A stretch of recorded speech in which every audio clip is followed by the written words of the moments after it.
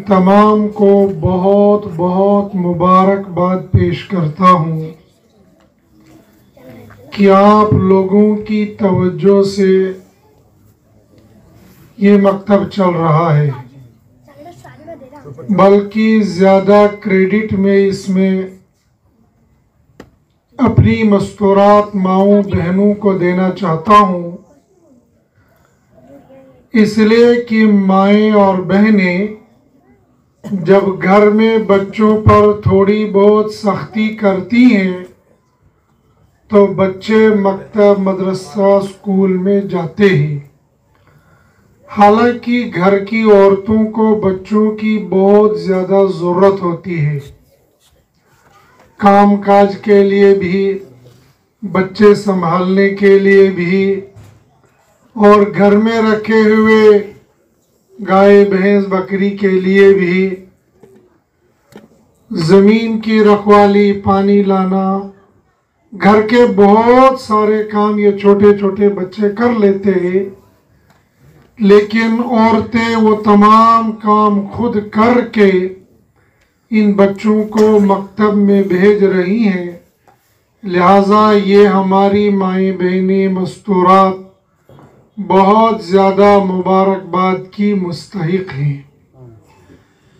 चूँकि ये प्रोग्राम बच्चों का है और बच्चे माशाल्लाह काफ़ी तादाद में हैं, लिहाजा ज़्यादा बातें मैं बच्चों से करूँगा।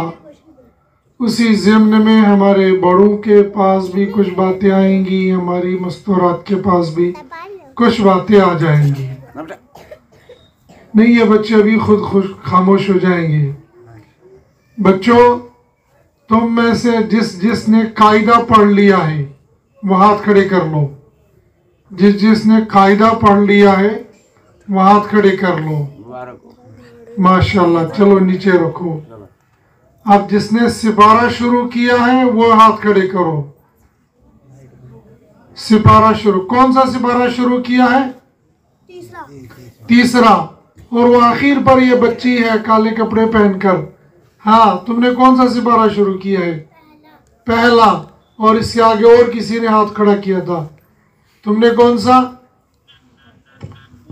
हाँ, तीसरा या 30? और इससे अगली वाली बच्ची? पहला। और तुमने जो तुम यहाँ थी पहला। अच्छा, ये बच्चा इधर 10वां। माशाल्लाह, 10वां या 10वां? देखो मास्टर जी भी यहीं बैठे, गलती निकाल लेंगे अभी। 10वां नहीं, 10वां।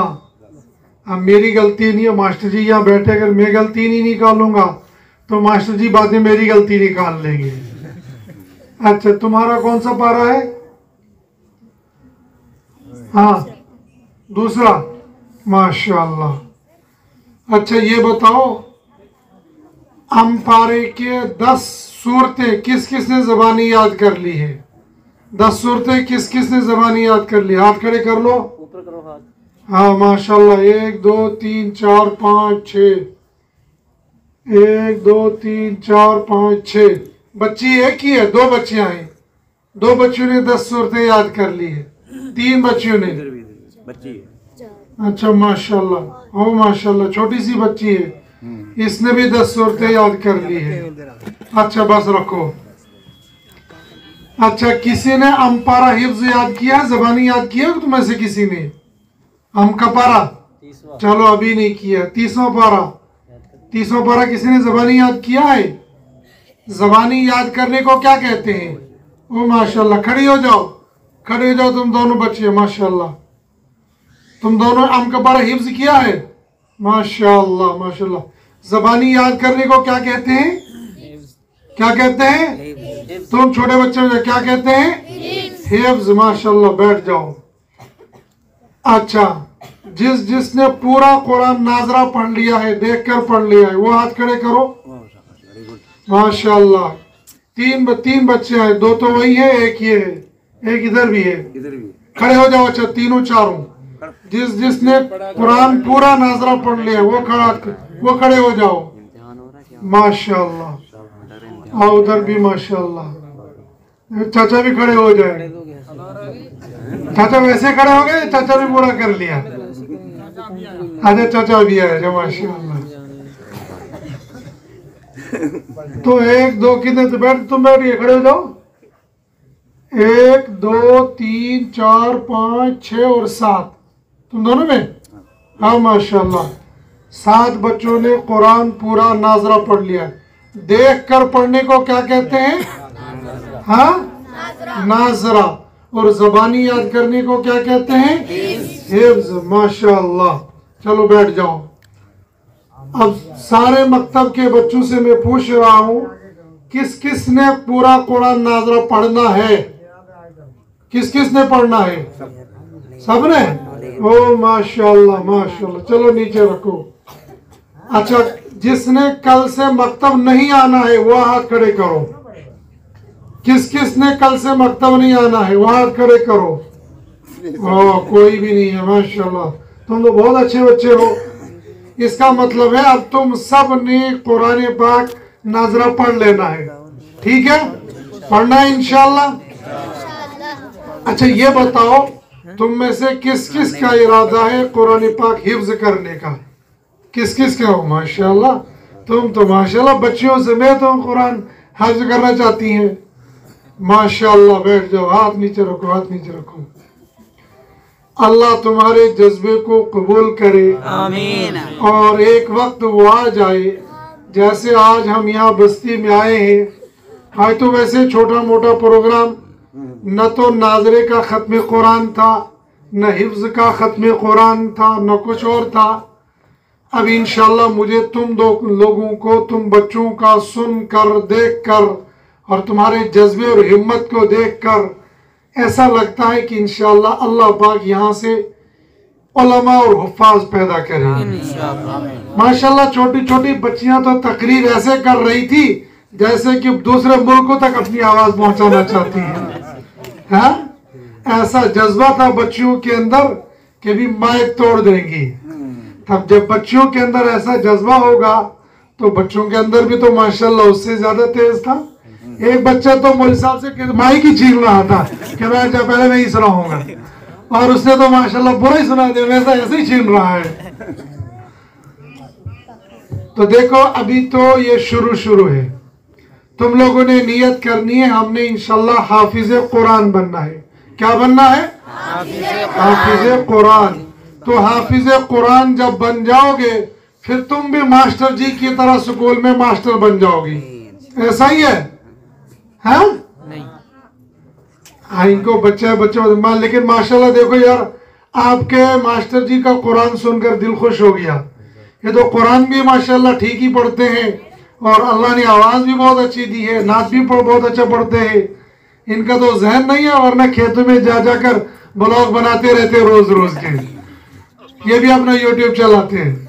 लेकिन चलो माशाल्लाह अल्लाह ने, गोया इसका मतलब ये निकलता है यहाँ के बुजुर्गों, यहाँ के माशाल्लाह पीर साहब और बुजुर्ग यहाँ सारे हैं, आप लोगों ने और यहाँ की मस्तूरात के दिलों के अंदर अल्लाह ने दीन का जज्बा दिया है। मैं तो मुझे लगता है कि आज तीसरी मरतबा इधर इस एरिया में आया हूँ।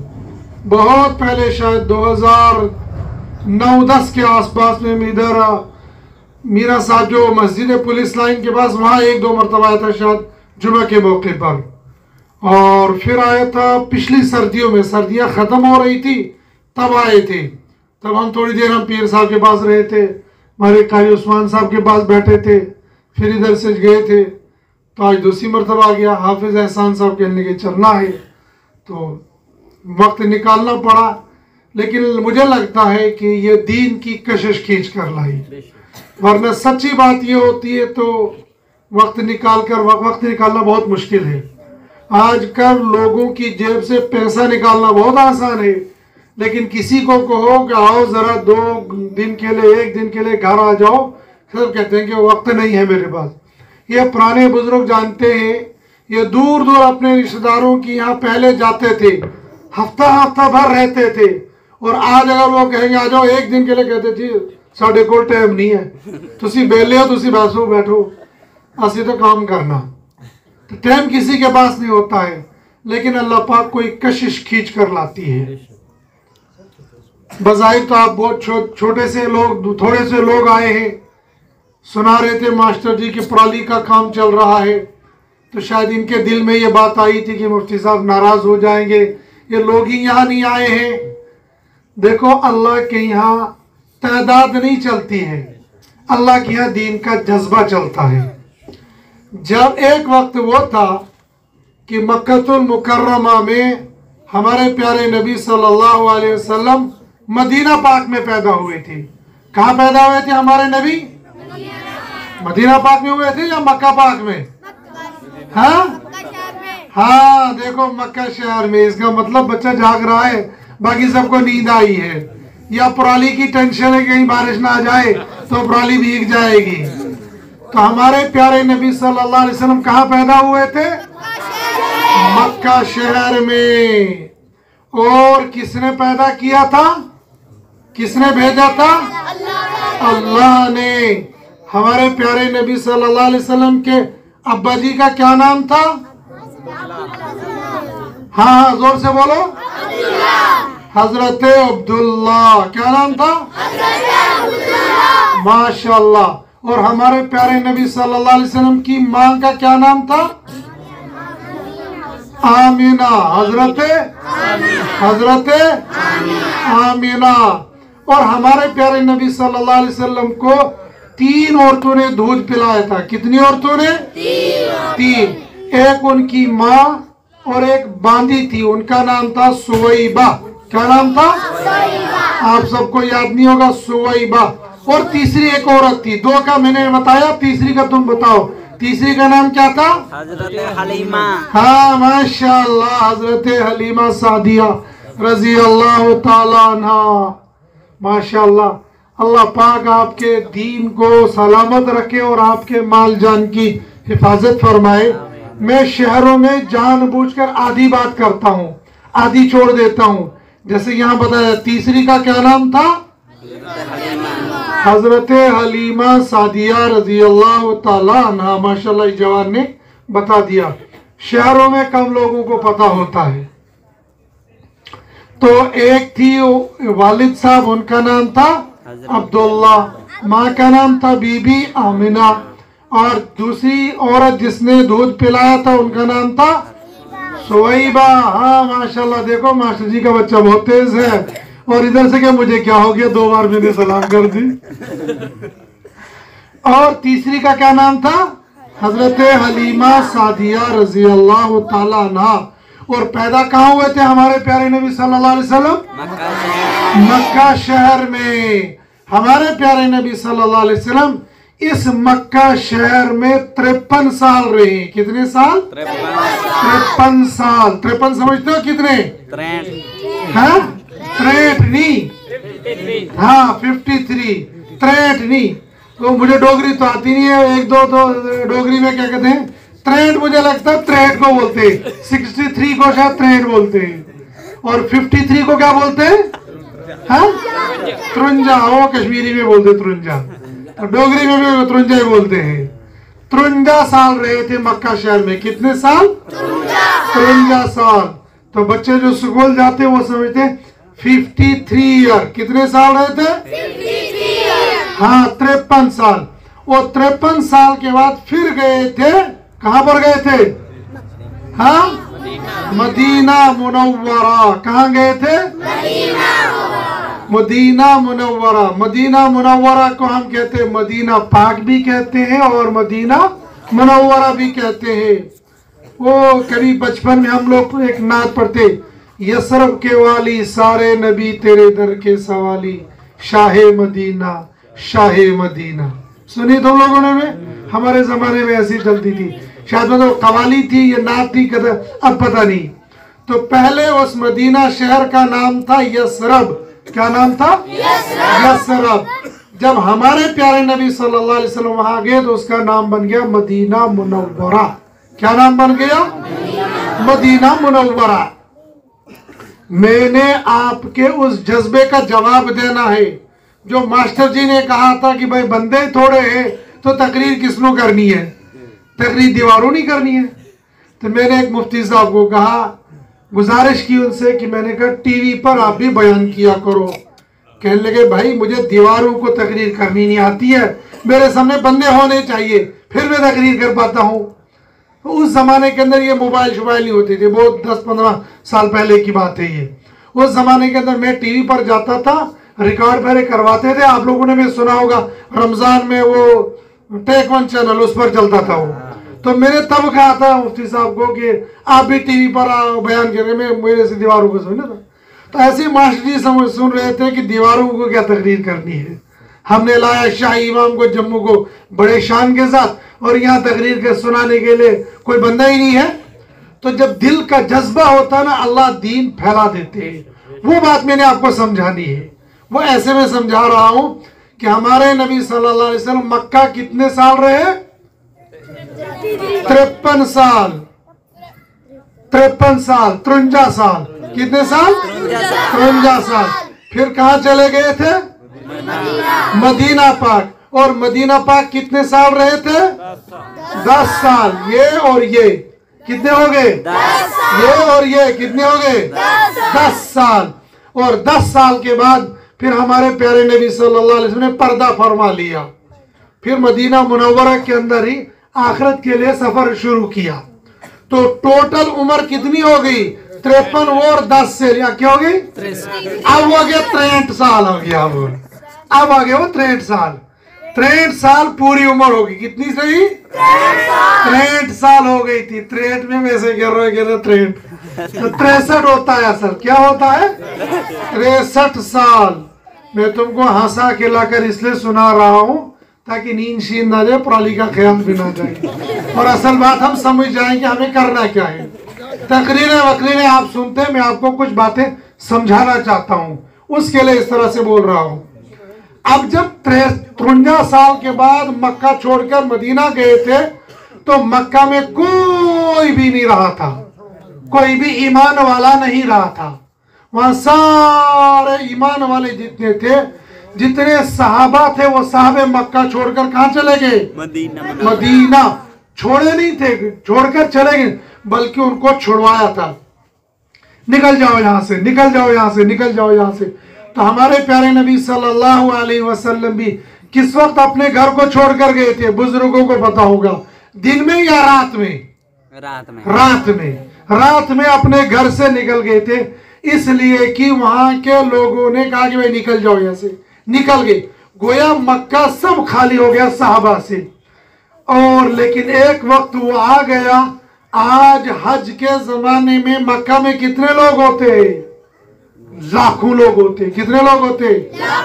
और कहाँ के लोग होते? जम्मू के या श्रीनगर के? पूरी दुनिया। हाँ, पूरी दुनिया के लोग होते हैं। कहाँ के होते हैं? पूरी दुनिया के। और अगर मैं तुमसे पूछूं, बताओ पूरी दुनिया में कितने मुल्क हैं? कोई बताएगा? हाँ हाँ बताओ, माशाल्लाह बताओ खड़ी होके बताओ जितने आते हैं। 28। चलो माशाल्लाह, कुछ तो बताया बच्ची ने। अब सही बताया या गलत बताया, लेकिन तो बता दियो। अब कुछ हमारे बुजुर्गों को समझ में नहीं आएगा 28, तो लेकिन कुछ जवानों को समझ में आएगा 28 कितना होता है। 28। अब इनने बता दिया, राज फाश कर दिया। मैं तो राज रख रहा था। तो 28 मुल्क नहीं है, बल्कि ज्यादा है, बल्कि ज्यादा है। 200 से ज्यादा मुल्क हैं, और वो सारी दुनिया के लोग आते हैं हज करने के लिए। कहाँ आते हैं? मक्का में। और एक दिन वो था कि वहां जितने रहते थे वो कहाँ गए थे? सब मदीना गए थे। मक्का में कोई भी नहीं रहा था कोई मक्का में कोई भी नहीं। लेकिन साहबा का दिल अटका हुआ था मक्का के साथ। जब हमारे प्यारे नबी सल्लल्लाहु अलैहि वसल्लम जा रहे थे, तो पहाड़ी पर खड़े हो गए और खाने काबा की तरफ देखकर कहने लगे, ए अल्लाह के घर, मेरा दिल नहीं चाहता है मैं तुझे छोड़कर जाऊं, लेकिन यहाँ के रहने वालों ने मुझे मजबूर की यहाँ से जाने के लिए। मैं इंशाल्लाह जल्द आऊंगा। फिर जब हज्जतुल वदा के मौके पर आए, तो 1.25 लाख साहबा साथ में थे। कितने साहबा थे? 1.25 लाख साहबा साहब थे। और आज तो तकरीबन हर वक्त में वहां लाखों की तादाद में लोग होते हैं। आप में से जितने बुजुर्ग वहां हज करने के लिए, उम्रा करने के लिए गए होंगे, सब ने देखा होगा कि वहां तवाफ करने के लिए जगह ही नहीं मिलती है। हर हाजी चाहता है खाने काबा से चिमट जाऊं, लेकिन वहां जगह ही नहीं मिलती, इतनी भीड़ होती है। जब लोगों के दिलों के अंदर शौक और जज्बा होता है तो अल्लाह पाक वहां पर कुरान की तालीम फैलने के असबाब पैदा करते हैं। मुझे लगता है अल्लाह पाक आपके दिलों के अंदर दीन का शौक है, दीन का जज्बा है, कुरान की मोहब्बत है, अपने नबी की मोहब्बत है।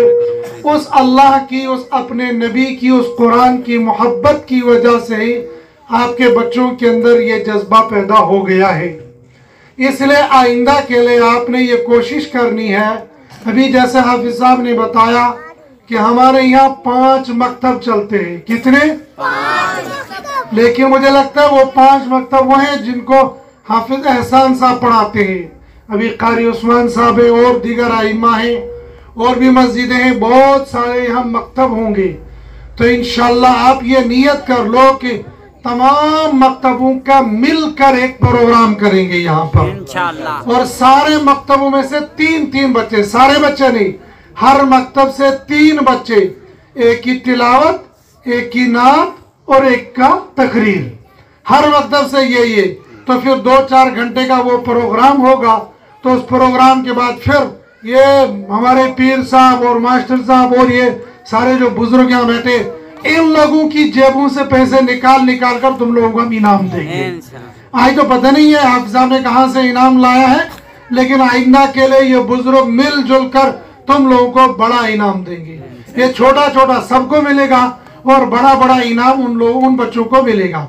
लेकिन अब मैं कह रहा हूँ बड़ों से और मस्तूरात से गुजारिश, कभी कभी ऐसा होता है कि बच्चों को नजर लग जाती है। जैसे कभी कभी आप भी कहीं पीर साहब के पास ले जाते होंगे रात को दम करने के लिए। पीर साहब सो रहे हैं, दरवाजा खटखटा रहे, क्या हुआ जी? ये बच्चा रो रहा है, ये माँ रो रही है। और कभी कभी जाते जी भैंस दूध ही नहीं दे रही है, कभी कभी जाते बैल हल नहीं जा। अब तो बैलों के हल चलाने का जमाना खत्म हो गया, अब तो ट्रैक्टर आ गया। तो हमारे यहाँ आज भी बैल चलते हैं, तो बैल चलते चलते वो बैठ जाते हैं। तो कहते जी ये बैठ, हल ही नहीं चलता। उसके लिए भी पीर साहब से तावीज़, इमाम साहब के पास जाते हैं दमा फोका कराने के लिए। कभी कभी बच्चों को नजर लग जाती है, तो नजर लगने से बचने के लिए अपने बच्चों को कहना चाहिए माशाअल्लाह। क्या कहना चाहिए? ये जैसे ये बच्चे तकरीर कर लेते थे ना, मैं जोर से कहता था माशाअल्लाह, सुना था ना आप लोगों ने? मैं जोर से कहता था माशाअल्लाह। जब माशाअल्लाह कहते हैं तो फिर किसी को नजर नहीं लगती है। क्या होता है, ये क्यों मैं कह रहा हूं, ये कभी कभी ऐसा होता है बच्चा दूसरे दिन मकतब जाने के लिए तैयार ही नहीं होता है। उस्ताद जी वहां से फोन कर रहे जी बच्चा क्यों नहीं करे, जाता ही नहीं। यहाँ तो पौड़ियों पर आगे, यहाँ से भाग के अंदर जा रहा, पता नहीं लग रहा ये हो क्या गया इसको, रोता है, चीखता मैं जाऊंगा ही नहीं। उसको लग जाती है नजर। और नजर किसकी लगती है? हाँ अपनी नजर भी लग जाती है कभी कभी। तो लेकिन वो लगती है कभी कभी, कभी दूसरे की लग जाती है, कभी अपनी नजर लग जाती है। तो अपनी नजर से बचाने के लिए क्या कहना चाहिए बच्चों को? माशाअल्लाह। या कभी आप बाहर जाएंगे तो हमारे मास्टर जी पेंट कोट में आ रहे होंगे, वैसे इनको पेंट कोट लगा नहीं है, लेकिन कभी पेंट कोट में आ गए होंगे। या हमारे पीर साहब सफेद कपड़े बिल्कुल चिट्टे और आंखों में सुरपा पा गए और रुमाल डाल के, है जी पीर साहब बड़े सोने लग गए जी, बड़े पीर साहब को जवानी लौट के आ गई है। तो ऐसे कहेंगे, कहीं नजर लग जाती, इस पर भी नजर लग जाती है। तो ये नहीं कहना बड़ा सोना लगता जी, ये नहीं कहना, बल्कि ये आखना माशाअल्लाह। क्या आखना? माशाअल्लाह। जब कहेंगे माशाअल्लाह तो फिर नजर नहीं लगेगी। तो इन बच्चों को भी कभी कभी नजर लग जाती है, तो उस नजर की वजह से कहीं मकतब में नहीं जाते।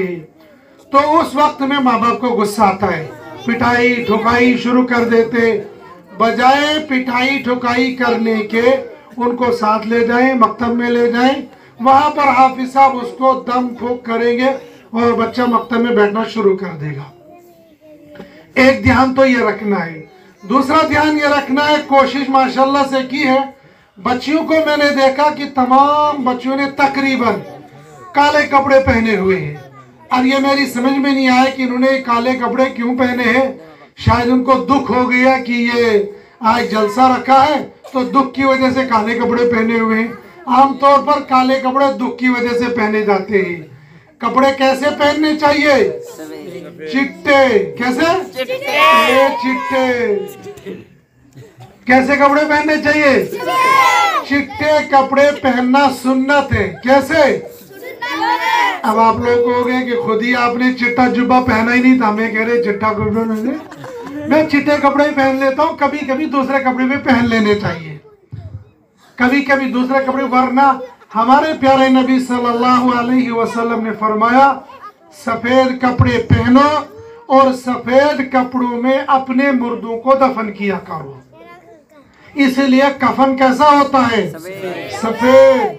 वो चूंकि हमारे प्यारे नबी सल्लल्लाहु अलैहि वसल्लम ने फरमाया है, लिहाजा कोशिश करनी चाहिए कैसे कपड़े पहनने की? सफेद। अब चूंकि मास्टर जी ने भी काले कपड़े पहने हैं, अपने बेटे को भी काले कपड़े पहनाए हैं, इन बच्चों ने भी सारे में काले कपड़े पहनाए हैं। अब ये तो मुझे समझ में नहीं आई क्यों पहने। अब या तो ये हाफिज साहब ने तुम्हारी वर्दी रखी होगी, स्कूल में वर्दी होती है ना। अच्छा, तुम में से स्कूल कौन कौन जाते? हाथ खड़े करो। माशाल्लाह सब जाते हैं। ओ, तुम तो दोहरे इनाम के रुस्ते को स्कूल भी जाते हो और मकतब भी जाते हो, माशाल्लाह। स्कूल में यूनिफॉर्म होती है? हाँ होती है ना। कैसे यूनिफॉर्म है? तुम बताओ, खड़े हो जाओ, खड़े हो जाओ। हाँ, कैसे यूनिफॉर्म है? सफेद कुर्ता तो काली पैंट है ना। मकतब की यूनिफॉर्म होनी चाहिए। ये मैं बैठ जाऊं, मकतब की भी यूनिफॉर्म होनी चाहिए। ये मैं चूंकि औरतें भी यही हैं और मर्द भी यही हैं, इसलिए बता रहा हूँ। जैसे आज माशाल्लाह आप लोगों ने सफेद कपड़े इनको दिए हैं, तो मकतब में जाने के लिए एक तो पहली बात यह कि सलवार कमीज होनी चाहिए। बच्चों बैठो, कैसे कैसे कपड़े होने चाहिए? सलवार कमीज, और वो सफेद हो तो ज्यादा अच्छा है। क्या होना चाहिए? सलवार कमीज, और वो कलर कैसा होना चाहिए? सफेद। बच्चों के लिए इख्तियार है, सफेद पहनो चाहे कोई और कलर का पहन लो, लेकिन होनी चाहिए यूनिफॉर्म। और यूनिफॉर्म के साथ साथ में टोपी भी वही होनी चाहिए। और ये मकतब किस टाइम जाते हो तुम? सुबह को या शाम को? शाम को। जब स्कूल से आ जाते हो, खाना खाते हो, बस्ता रखते हो।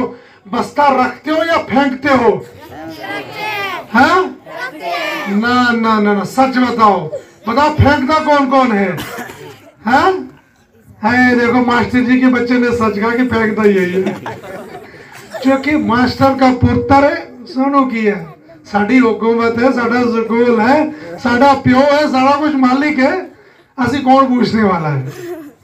तो बच्चे क्या काम करते हैं? आते बस्ता यूं फेंक देते।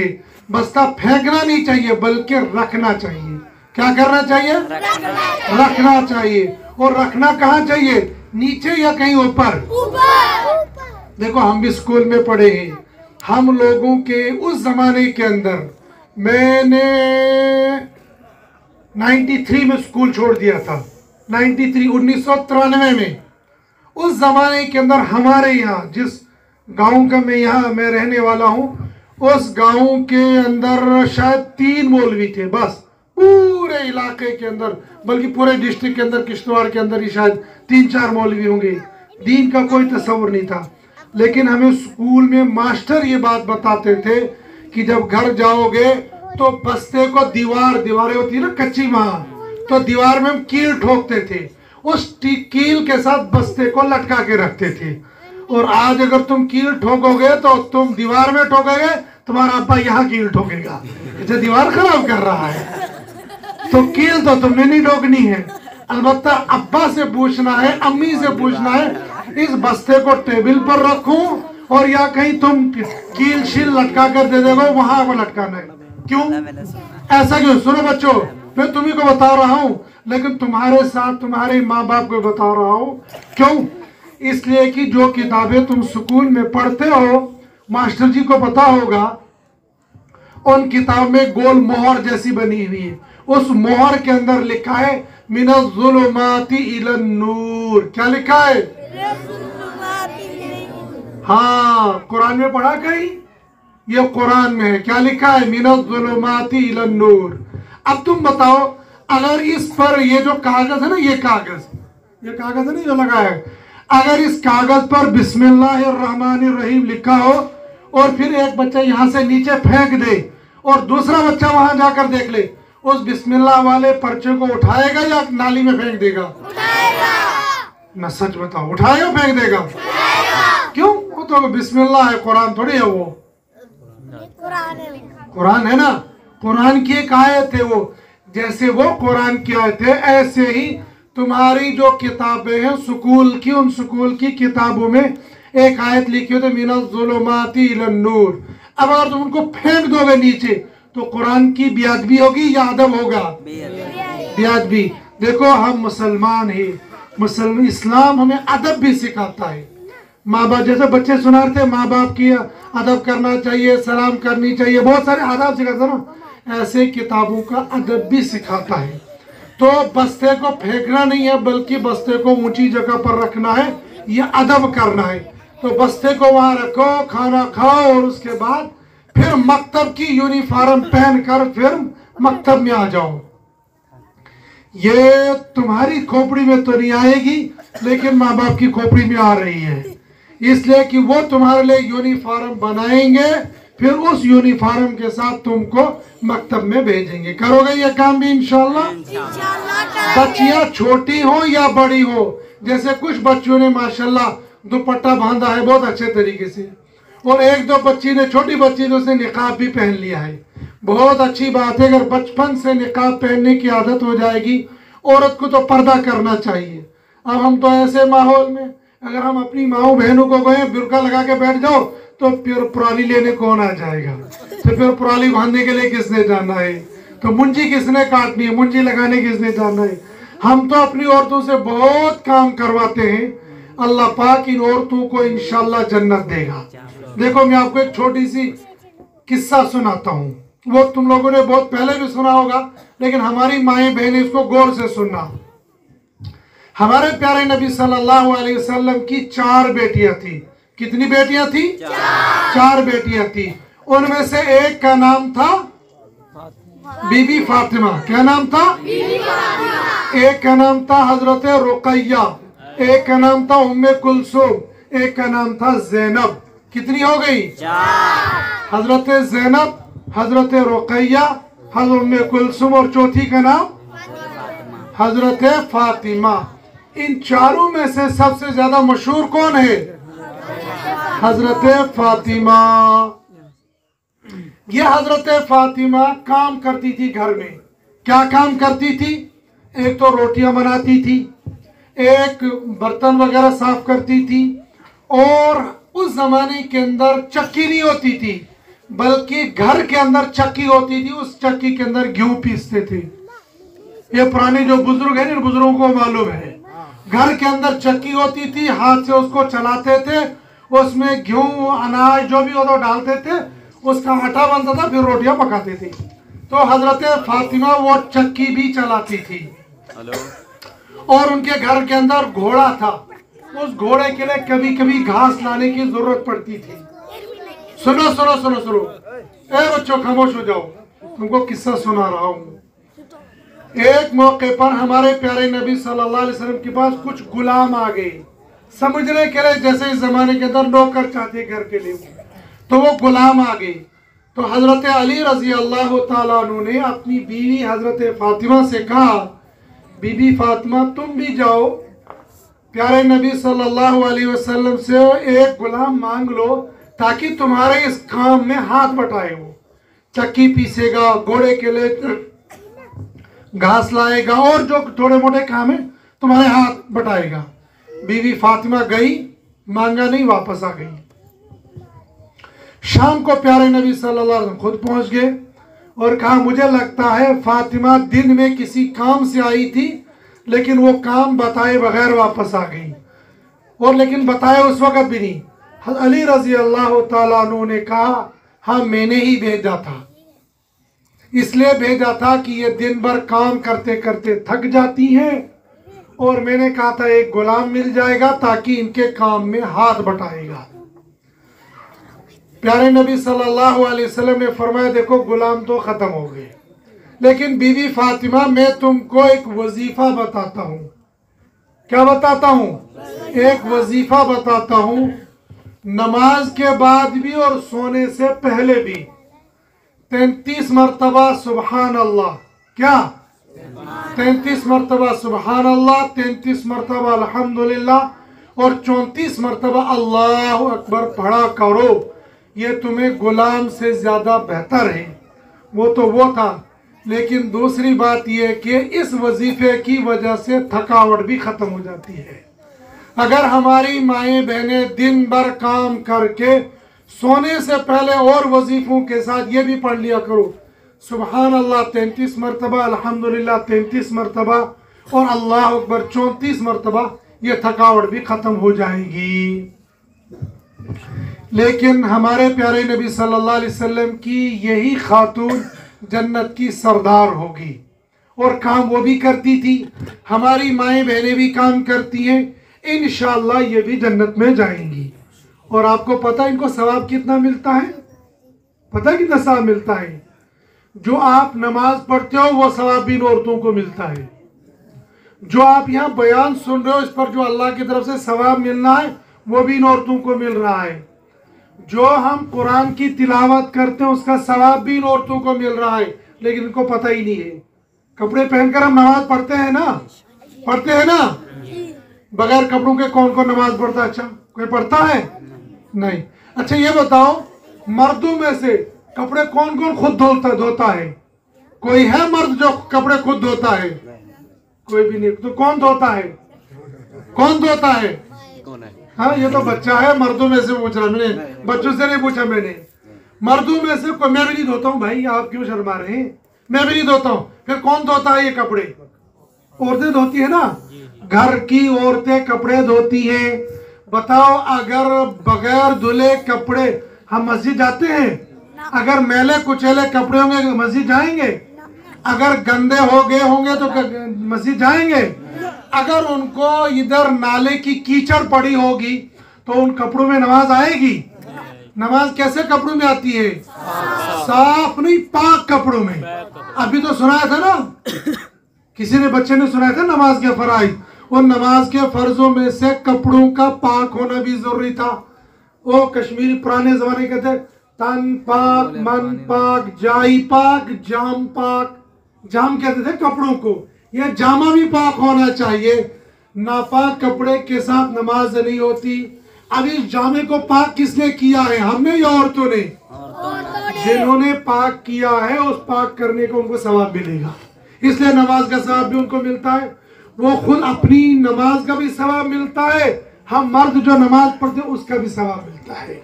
लिहाजा इन औरतों को सवाब बहुत मिलता है, बहुत मिलता है। लेकिन ये अपनी जगह ये सोचती हैं हम कहाँ जी नेक। नेक तो ये मर्द लोग हैं जो नमाज भी पढ़ते हैं, तिलावत भी करते हैं, हज भी करते हैं, पता नहीं दीन का क्या क्या काम करते हैं। सवाब तो इनको सवाब उनको मिलता है।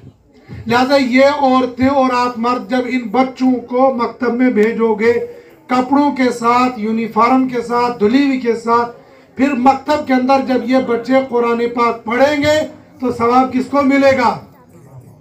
किसको मिलेगा? माँ बाप को, माँ को भी और बाप को भी।